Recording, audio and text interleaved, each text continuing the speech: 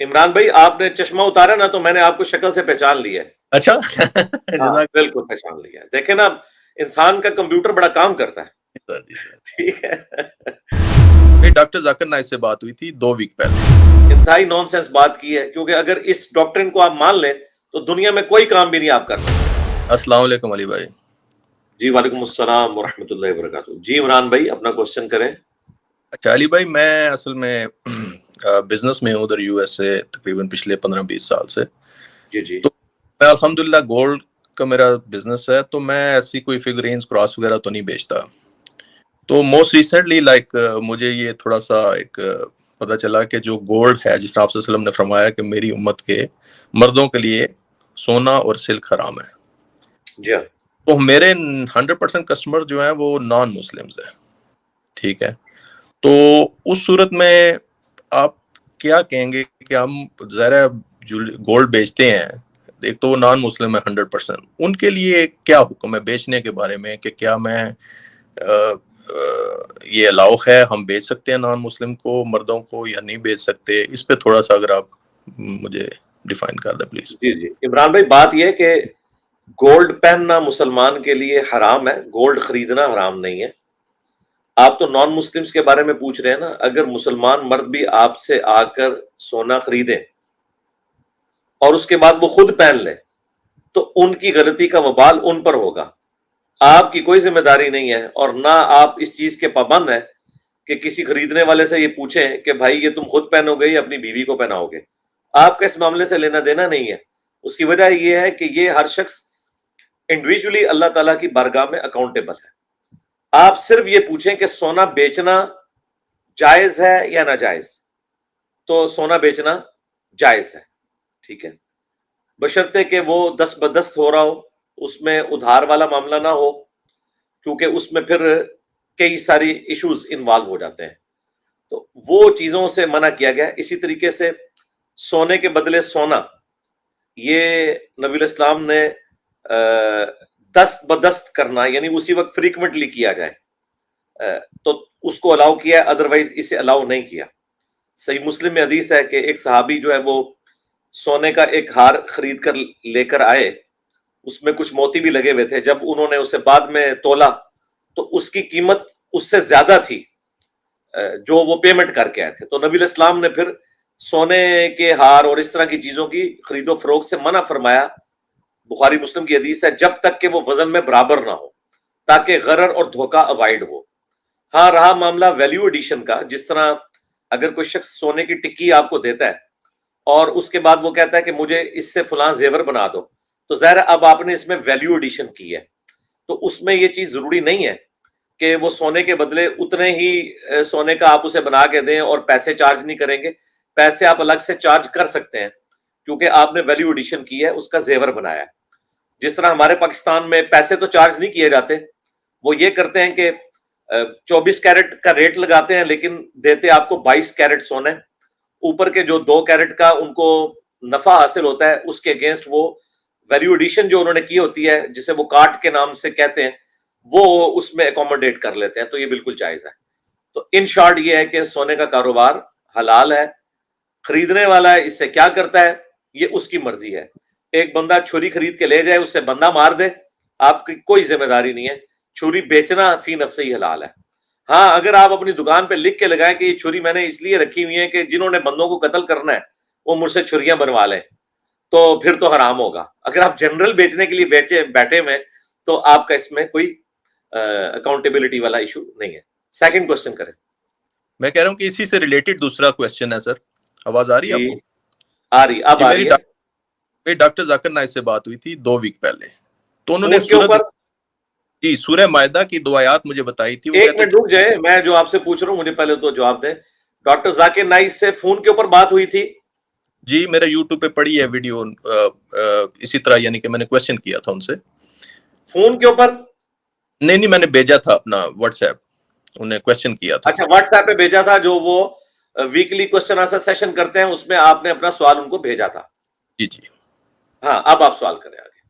اس میں انہوں نے بتایا سورہ مائدہ کی 2 آیات پڑھی تھیں کہ جس میں اللہ تعالیٰ کی ذات نے کہا ہے کہ اور غلط کاموں میں اس کی تشریح یہ ہے کہ ایک دوسرے کا ساتھ نہ دو، اچھے کاموں میں ایک دوسرے کا ساتھ دو. جی تو ہاں اگر جی آپ ہاں بالکل ایسے. نان مسلم کو، تو آپ اس کو ہیلپ کر رہے ہیں اس میں، تو اس بیس پہ انہوں نے کہا تھا یہ پرمیسیبل نہیں ہے. ایون نان نہیں مسلم کو. یہ انہوں نے اس بات کے جواب میں کہا. ہاں جی، اسی کے بعد میں میرے تو پڑھی ہے انتہائی ویڈیو. نان سینس بات کی ہے جی، انتہائی نان سینس بات کی ہے. کیونکہ اگر اس ڈاکٹرن کو آپ مان لیں تو دنیا میں کوئی کام بھی نہیں آپ کر سکتے. اس سے تو دنیا کا پورا نظام درم بھرم ہو جائے گا. ایسے بالکل نہیں ہو سکتا. اس کے لیے میں آپ کو پھکی دیتا ہوں.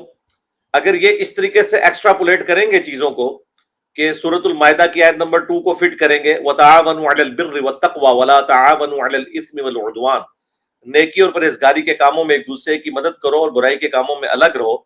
تو اس کا مطلب تو بھائی یہ ہے کہ پھر اگر آپ نے امریکہ کے اندر دودھ اور دہی کی دکان کھولی ہوئی ہے نا، تو کوئی نان مسلم آپ سے دودھ اور دہی لینے کے لیے آتا ہے تو وہ آپ سے دودھ اور دہی لے کر چلا جائے، اور وہ دودھ استعمال کرنے کے بعد جو طاقت وہ گین کرے گا، اس طاقت کے ذریعے وہ جا کے کوئی بدکاری کر لیتا ہے، تو کیا آپ کے اوپر وبال ہوگا اس کا کہ چونکہ آپ کی دکان سے اس نے دودھ لیا تھا تو اس کے بعد جو اس نے اس سے طاقت حاصل کی اس کو اس نے برائی کے کاموں میں لگایا؟ اور بھائی دنیا میں ایسے کام نہیں چلتا. یہ پیورلی ایک بڑے ڈیفیکلٹ کوسچنز ہوتے ہیں، ان کو اس طریقے سے بلنٹلی آنسر کر دینا میں نہیں سمجھتا کہ ڈاکٹر ذاکر نائک نے اگر ایسے کہا ہے تو یقیناً یہ ان کی طرف سے بہت بڑا بلنڈر ہوا ہے، جیسا کہ آپ بتا رہے ہیں. اگر ایسا ہے جو آپ مبینہ طور پر اس طرح، تو میرے بھائی ایک شخص اگر کوئی نان مسلم ہے، اسلام کا دشمن ہے، وہ آپ سے کوئی دکان پہ چیز لینے کے لیے آئے تو آپ اس کو چیز نہیں دیں گے؟ اس طرح دنیا کا نظام چل نہیں سکتا. نہ اسلام نے ایسی کوئی بات کی ہے. اور اس کے دلیل میں بخاری اور مسلم دونوں میں حدیث ہے کہ نبی علیہ السلام کی جب وفات ہوئی تو آپ کی وفات اس حال میں ہوئی کہ آپ کی زرہ، یعنی وہ جنگ میں جسم کو تلوار اور نیزے کے وار سے بچانے کے لیے جو آرمر پہنا جاتا تھا، یعنی جو لوہے کا لباس، اسے زرہ کہتے تھے، وہ گروی رکھی ہوئی تھی ایک یہودی کے پاس اناج کے عوض. یعنی نبی علیہ السلام نے یہودی سے اناج ادھار اٹھایا تھا اور آپ کے پاس رقم نہیں تھی تو آپ نے اپنی زیرہ اس کے پاس گروی رکھی تھی. اور بخاری مسلم کے الفاظ ہیں کہ حضور کی وفات اسی حالت میں ہو گئی. بعد میں پھر نبی علیہ السلام کا قرضہ اتار کر وہ زیرہ حاصل کی گئی. تو کیا اللہ کے نبی علیہ السلام نے زیرہ ایک یہودی کے پاس رکھ کر جو اس سے کاروبار کیا تو آپ نے یہودیوں کو تقویت پہنچائی؟ یہ سارے جذباتی جملے ہیں، میرے خیال ہے لیک آف نالج کی وجہ سے ہیں. اور یہ بڑا مشکل کام ہے دین کے اوپر بات کرتے ہوئے. انسان کو اسی طریقے سے فتویٰ بازی سے پرہیز کرنا چاہیے، اس کے ہر پہلو کے اوپر غور کرنا چاہیے. آپ دیکھیں اسی وجہ سے اب پاکستان میں بھی ڈاکٹر ذاکر نائک آئے ہیں، حالانکہ میں واحد بندہ ہوں جس نے ان کو ویلکم کہا ہے، یعنی ریلیجس پلیٹ فارمز میں سے. باقی کسی نے اس طریقے سے ویلکم نہیں کیا، اور اگر کسی نے کوئی کیا بھی ہے، کسی لوکل مولوی نے، تو لوگوں نے اس کی ویڈیو کو اس طرح سیریس نہیں لیا. ہماری وہ ویڈیو آلموسٹ کوئی 4 لاکھ کے قریب لوگ دیکھ چکے ہیں، اور ہم نے اپنے تمام سٹوڈنٹس کو موٹیویٹ کیا. لیکن اس وزٹ کے دوران ان سے چند ایک ایسے بلنڈرز ہوئے ہیں کہ جو میں ایکسپیکٹ نہیں کر رہا تھا. اس کے باوجود میں یہ کہوں گا کہ وہ ایک اچھے انسان ہے اور دین کے لیے درد رکھتے ہیں، لیکن کئی مقامات کے اوپر وہ قرآن و سنت کی روشنی میں معاملات کو صحیح طریقے سے ہینڈل نہیں کر سکتے. اور میں نے انہیں پہلے بھی مشورہ دیا تھا کہ آپ صرف تقابل ادیان کے اوپر بات کیا کریں. اگر آپ نے اس طرح کے مسائل کے اوپر گفتگو کرنی ہے تو اس کے لیے پہلے نالج حاصل کریں، اس کے بعد بات کریں. میں وہ مولویوں کی طرح نہیں ہوں کہ میں کہوں کہ تمہیں ڈگری حاصل کرو یا یہ کرو، لیکن ایٹ لیسٹ آپ کو اس ٹاپک کے اوپر سارا علم ہونا چاہیے، ہر اینگل سے اس کے اوپر آپ کو ریبٹل کرنا آنا چاہیے. ادروائز اگر آپ اپنی ڈومین سے باہر نکلیں گے بغیر نالج کے تو پھر وہ اسی قسم کے جواب دیں گے جس قسم کے جوابات انہوں نے آپ کو دیے ہیں. کل کو تو انہوں نے پھر یہ بھی کہنا ہے کہ عمران صاحب آپ نے فلاں ایئر لائن میں بھی سفر نہیں کرنا کیونکہ وہ ایئر لائن جو ہے اس کا ایک مالک یہودی ہے اور یہودی اسرائیل کو فنڈنگ کرتے ہیں. اس طرح اگر آپ کورالٹیز بنائیں نا تو اس طرح دین کا نظام نہیں چل سکتا. سب سے بڑی بات یہ ہے کہ انہیں تو آپ کو یہ مشورہ دینا چاہیے کہ آپ امریکہ میں بیٹھ کے کیا کر رہے ہیں. آپ امریکہ کو ٹیکس دے رہے ہیں، اس ٹیکس کے ذریعے $3.8 بلین ہر سال اسرائیل کو فنڈ کرتا ہے امریکہ. اور ہر وہ قرارداد جو اسرائیل کے اگینسٹ آتی ہے UN میں اسے ویٹو کرنے والا امریکہ ہے. تو میرے بھائی سب سے پہلے تو آپ کو امریکہ بھی چھوڑ دینا چاہیے اس اعتبار سے، کیونکہ آپ جو ہے وہ نیکی کے کام میں ان کی مدد نہیں کر رہے, برائی کے کام میں کر رہے ہیں. تو میرا خیال ہے اگلی دفعہ واٹس ایپ پہ آپ یہ سوال ان کو بھیجیں کہ میں امریکہ میں دکان کھول کے بیٹھا ہوں, تو کیا میرے ٹیکس سے جو امریکن فوج اسرائیل کی مدد کر رہی ہے, اور ہمارے 3 بڑے بڑے ملک ہڑپ کر لیے ہیں امریکہ نے, نمبر 1 عراق, نمبر 2 افغانستان جس کی کمر ہی توڑ کے رکھ دی ہے, اور نمبر 3 پاکستان, اور اب ایران بھی اس میں شامل کر لیں, تو مجھے وہاں کاروبار کر کے امریکن گورنمنٹ کو ٹیکس دینا چاہیے یا واپس آ جانا چاہیے؟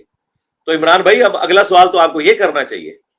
اب تو وہ آپ کا سوال پیچھے رہ گیا, اب تو آپ کو اس کے لالے پڑنے چاہیے. ٹھیک ہے, سمجھ رہے ہیں نا میں کیا کہنا چاہ رہا ہوں؟ ہاں چلیں, اب آپ پکچر بنوا لیں اور اگلا سوال آپ نے ڈاکٹر ذاکر نائک کو یہ بھیجنا ہے. ٹھیک ہے جی, مائک آن کریں ان کا. ٹھیک ہو گیا جی, آپ کے 2 سوال ہو گئے. علی بھائی صرف میں یہ کہہ رہا ہوں کہ میں آپ کے ساتھ شاید آپ ہمارے کلاس فیلو شاید رہے ہیں, اگر آپ ایف جی اسکول میں پڑھتے رہے ہیں. ایف جی میں پڑھا ہوں 7th کلاس تک. آپ نے کب ایف جی سے میٹرک کس سال میں کیا ہے؟ 92 میں. ہاں تو پھر میں یقیناً آپ کا کلاس فیل ہوں. مرزا صاحب جی مجھے اگر یاد آپ جیلم سے ہیں تو. جی میں جیلم سے ہوں الحمد للہ. جیلم کہاں رہتے ہیں آپ؟ سر ابھی تو ہم ادھر رہتے ہیں وہ سٹی ہاؤسنگ میں. سٹی ہاؤسنگ میں, جی بالکل. عمران بھائی آپ نے مجھے اگر پہچان لیا تو میں 7th کلاس میں ایف جی اسکول میں نے چھوڑ دیا تھا. اس کے بعد میں کمپریہنسو اسکول میں آ گیا تھا, کیونکہ وہ اچانک انگلش میڈیم ہو گیا تھا. تو میں نے والد صاحب سے ریکویسٹ کی کہ میں تو انگلش میڈیم میں نہیں پڑھ سکتا, کیونکہ 7 کلاسیں میں نے اردو میں کی ہیں.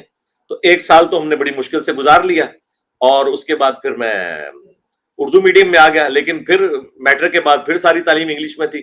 پھر اللہ کا شکر ہے کہ اللہ تعالیٰ نے اس میں مہارت دے دی. تو میں 7th کلاس تک ایف جی اسکول میں ہی پڑھتا رہا ہوں جیلم.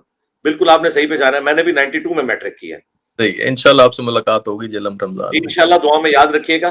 آپ پکچر بنوا لیں.